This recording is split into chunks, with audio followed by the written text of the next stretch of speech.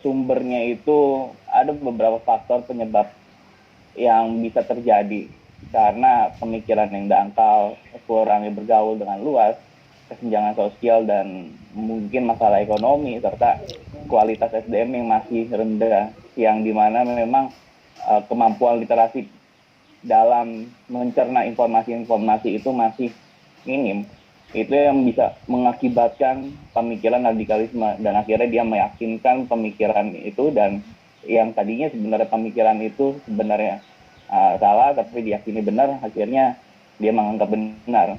Nah, makanya penting sekali untuk kita mencegah, apalagi generasi muda yang zaman sekarang dengan kemajuan teknologi itu membuat kita generasi muda ini harus mencari cara atau harus mendapatkan informasi-informasi yang akurat sehingga kita tidak menjadi generasi muda yang fanatik yang ekstrim sifatnya.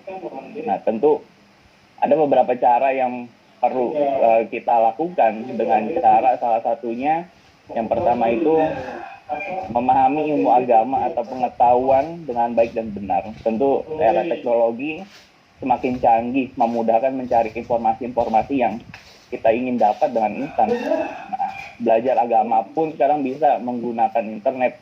Kita mencari apapun sekarang tersedia, baik itu di YouTube berupa gambar ataupun berupa video.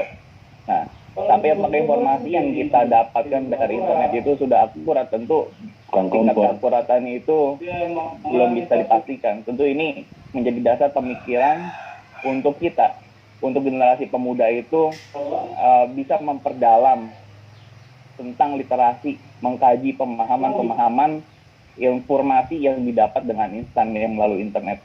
Maka kalau di agama Konghucu sendiri, ketika mendapatkan satu informasi atau mendapatkan satu sudut, maka carilah 3 sudut berikutnya. Yang dimana memang tentu ketika kita sudah tahu satu kebenaran, tapi kita harus tahu kebenaran ini benar-benar kebenaran yang layak untuk dibenarkan atau tidak, karena kebenaran itu ada beberapa macam, ada kebenaran kondisional, ada kebenaran hakiki, dan ada beberapa kebenaran lainnya. Maka itu yang mesti kita pikirkan dengan bijak. Maka itulah yang dimana moderasi beragama itu penting untuk melawan radikalisme. Tentu ketika kita bicara moderasi agama, Kementerian Agama, pas Menteri Agama Pak Lukman sudah mencanangkan moderasi beragama, dan sekarang diteruskan oleh Menteri Agama yang sekarang Pak Yakut. Nah, tentu moderasi beragama ini adalah salah satu untuk melawan radikalisme itu, karena pemikiran jalan tengah itu penting untuk kita membuka pemikiran-pemikiran baru yang akhirnya kita tidak fanatik kepada satu pemikiran yang belum tentu itu benar. Nah, lalu kemudian meminimalisir kesenjangan sosial dan menjaga persatuan-kesatuan dengan cara dialog ataupun sejenisnya. Kesenjangan sosial ini dampaknya sangat besar bagi masyarakat Indonesia, karena kita melihat bahwa masyarakat Indonesia ini beragam.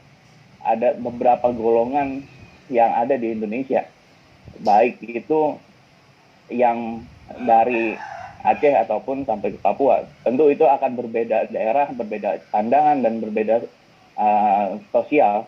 Nah, hal ini perlu diantisipasi dan perlu dipikirkan dalam menciptakan kesejahteraan bersama.